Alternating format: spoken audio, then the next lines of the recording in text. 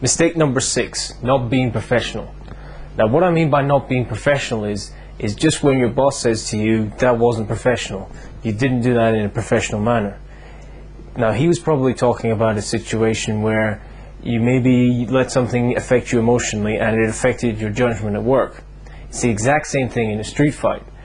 If you were in a street fight and perhaps you decided to stick around and maybe you wanted to fight someone because they insulted you, but instead of doing that, what you want to do is be professional. You want to think, what is going to keep me safe? What is going to get me out of this situation alive? Maybe you're with someone else and you need to think, what am I going to do so that I can be sure I can protect them as well? You have to be professional. You can't start thinking, you can't start letting emotions get in the way. You can't let your pride get in the way, because if you let your pride get in the way, you can end up dead. And guess what? You don't have any pride if you're dead.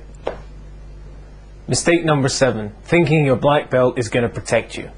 Now, throughout my life, especially martial arts, I always used to think that martial arts was the perfect way to protect yourself and defend yourself. Well, the truth is that it's not. A lot of the stuff you learn in martial arts is a complete waste of time. Some of the stuff you might learn just isn't realistic enough, and a lot of the time martial arts schools aren't going to teach you the things that actually happen on the street. They're not going to teach you the same kind of punches, the same kind of techniques that people use on the street. And that's what really messes it up. You get a lot of black belts who get very confident, they think they're good fighters, and they end up, they get themselves into situations that they didn't really need to because they think they can handle them. Then when they get into those kind of situations, they find out that they can't defend themselves, they can't fight. They don't know how to block the big haymaker punch. They don't know how to get out of a headlock or a grab that someone uses on the street. And that's what screws them up. That's what takes them by surprise.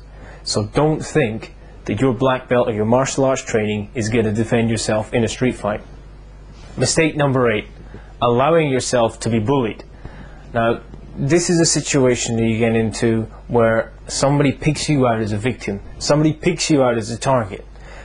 Street fights don't happen randomly. Even when perhaps you haven't done anything, you might have done something beforehand, maybe the way you walk, maybe the way you talk or the way you act, that sets you out as a victim.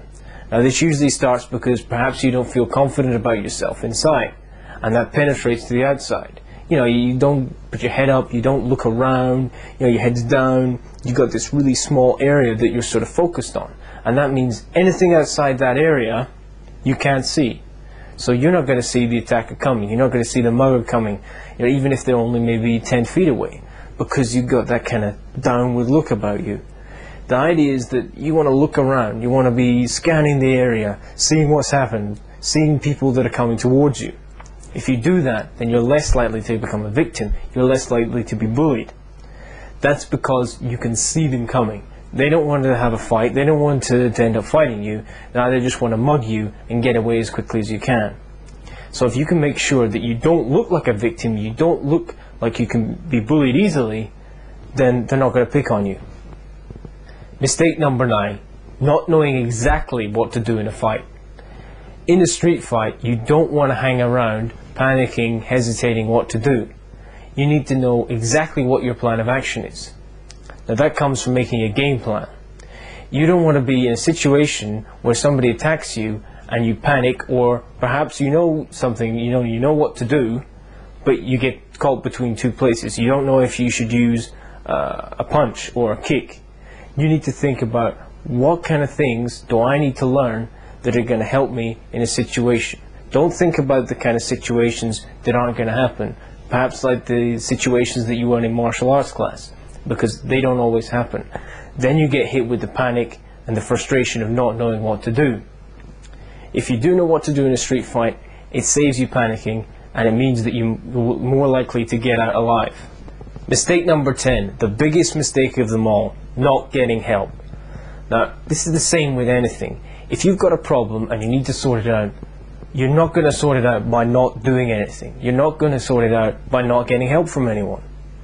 This is especially true with street fights and defending yourself. A lot of people seem to think that because they didn't learn something in martial arts, or it didn't teach them how to effectively defend themselves, then they're never going to be able to learn to defend themselves. That's not true. if you go out and get help, if you get the help that's available, then you can defend yourself on the street. Well, thanks for listening, and if you like what you heard so far, get yourself over to my website, sign yourself up for my free newsletter, and I'll send you loads more information about how to defend yourself effectively on the street. Take care.